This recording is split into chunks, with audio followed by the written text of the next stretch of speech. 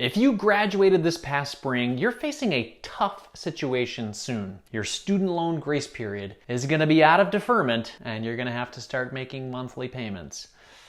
Ouch. For most student loan borrowers, you get a 6-month grace period after graduation. So for May and June graduates, that period is expiring in October or November. In this video, we'll discuss what will typically happen when the student loan grace period ends and what options you have when it comes to repayment. Hey everyone, this is Andy Hill with The College Investor, investing and personal finance for millennials. If you're new to the channel and like what you hear, please hit subscribe so you're ready when our next video comes out. Thanks. What will typically happen when your student loan grace period ends is your lender will send you a letter about 1 to 2 months before your first payment is due. The letter will explain to you how much your payments will be, where to send the payments, and a bunch of other privacy information. They will also provide you with a customer service number that you can call if you have any questions about the process. If you have student loans and you haven't received this information yet, make sure to get in touch with your lender as soon as possible. If you don't know who that is, you can find it out at studentaid.gov.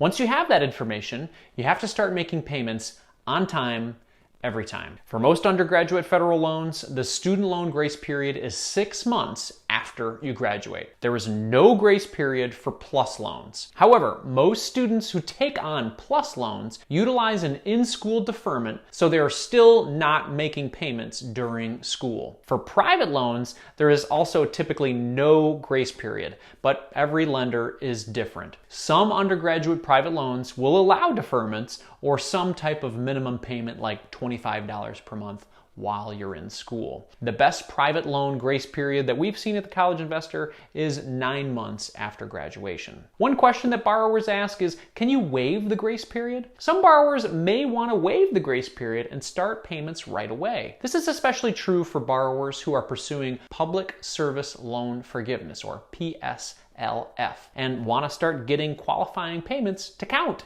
Can you waive the student loan grace period? Well, no, not directly at least. However, there is a way around this. You can consolidate your student loans immediately at graduation, and your consolidation loan does not have a grace period. This will allow you to start getting PSLF qualifying payments immediately. Here's what to do if the payment amount is too much for you. The worst thing you can do is not pay your student loans. It will damage your credit, and no matter how hard you try to avoid them, they will never go away. The government will just come after you later on and garnish your wages and even your Social Security. So start paying your loans. But you don't have to be burdened by your payments. When you first receive the letter from your lender about your minimum payment, that is based on the standard repayment plan, which is a 10-year flat monthly payment. However, there are other options, and you simply have to call your lender to figure out what works best for you. Then it's time to select a repayment plan that works for you. Before you freak out about your payment, realize that there are a lot of options for student loan repayment. The standard repayment plan is the default, but there are plenty of ways to make your payment more affordable. If you have federal student loans, there are also repayment plans that include student loan forgiveness and could potentially have payments of $0 per month if you qualify. You can check out our video on secret ways to get student loan forgiveness, which highlights these programs. And if your income is low enough, you will qualify for one of those. Also, ask for continued deferment.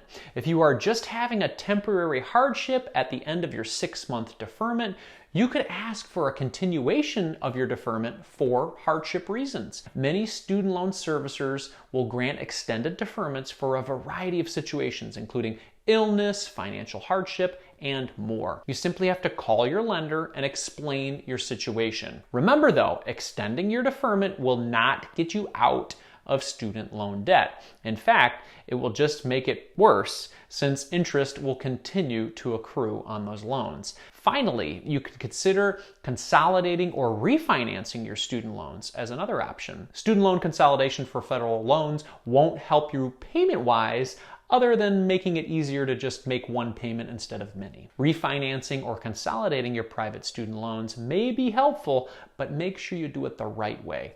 The biggest student loan scams out there all revolve around student loan consolidation. That's why we put together an amazing resource for student loan consolidation. Everything you need to know about student loan consolidation.